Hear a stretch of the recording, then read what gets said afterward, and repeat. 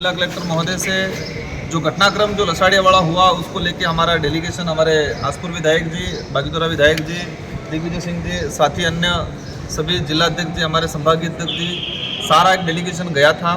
हमने 7 बिंदुओं के आधार पे जिला कलेक्टर महोदय और एसपी साहब से हमने चर्चा की है। इसमें मेन बड़ा जो बिंदु है, एक उदयपुर सांसद मन्नालाल जी रावत, उन्होंने एक वीडियो इनका वायरल हो रहा है, उसमें कहा गया है कि जो बीएपी से जुड़ा आदिवासी है उनके लट मारो और उनके घरों में आग लगाओ। 1 महीने पहले का ये वीडियो वायरल हुआ है और इसी का परिणाम लसाड़िया में, क्योंकि बीजेपी के कार्यकर्ताओं को लगा कि हमारा सांसद कह रहा है कि घरों में आग लगाओ, लट मारो, उनको पत्थर मारो, इस तरह से एक सांसद उकसा रहा है बीजेपी के कार्यकर्ताओं से। तो उन्होंने उसी आधार पे वहीं से उन्होंने कहीं न कहीं माहौल बना और लसाड़िया के अंदर हमारे दरियावद विधायक जी पे जो आक्रमण हुआ, तो हमारा पहला बिंदु ये रहा है कि कानून सबके लिए होता है। एक सांसद आम कार्यकर्ता को उकसा रहा है कि घरों में आग लगाओ, तो उस आधार पे कानूनी कार्रवाई होनी चाहिए, उसको लेके पहला बिंदु है।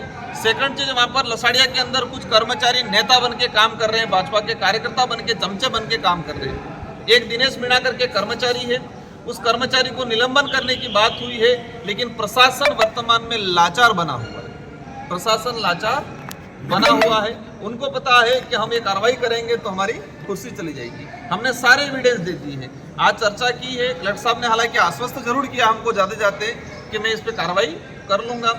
अगर कार्रवाई करते हैं तो ठीक है, कार्रवाई नहीं करते हैं तो हमारा डेलीगेशन अभी तय करेगा कि यह आंदोलन आगे बढ़ना और धरना स्थल आगे बढ़ेगा कि इसका नया रूप लेगा, वो हम आगे भी बैठ के डिसाइड करेंगे।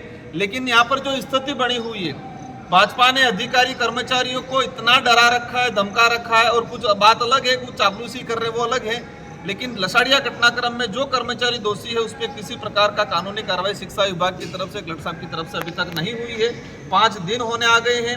हमारा फाइनल डिसीजन यही रहेगा कि उन कर्मचारियों पर कार्रवाई करें। और एक सांसद जिस तरह से आदिवासी समाज का सर्टिफिकेट लगा के गया और समाज के लोगों को ही आग से मारने की धमकी दे रहा है, तो ऐसे सांसद के खिलाफ भी कानूनी कार्रवाई करे, ये हमारी मांग रही गई है। सर, अब चुनावी माहौल भी है, अभी उपचुनाव भी सामने है, तो क्या बीएपी स्वतंत्र लड़ेगी या गठबंधन से लड़ेगी? ये इशू ही नहीं है। इशू सबसे बड़ा ये है कि एक आदिवासी समाज का सर्टिफिकेट लगा के सांसद बना और वही सांसद आदिवासियों के घर जलाने की बात कर रहा है, ये बड़ा इशू है। इशू ये है कि निर्वाचित हुआ विधायक वहाँ उसके विधानसभा क्षेत्र में जाता है और भाजपा के गुंडागर्दी वाले लोग उसके साथ मारपीट करते हैं, वो इशू है।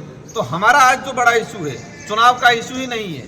भाजपा जिस तरह से देश में और पूरे राज्य में माहौल बना के रखा है, वो इस इलाके में भी चलाना चाह रहे हैं। हम कतई चलने नहीं देंगे।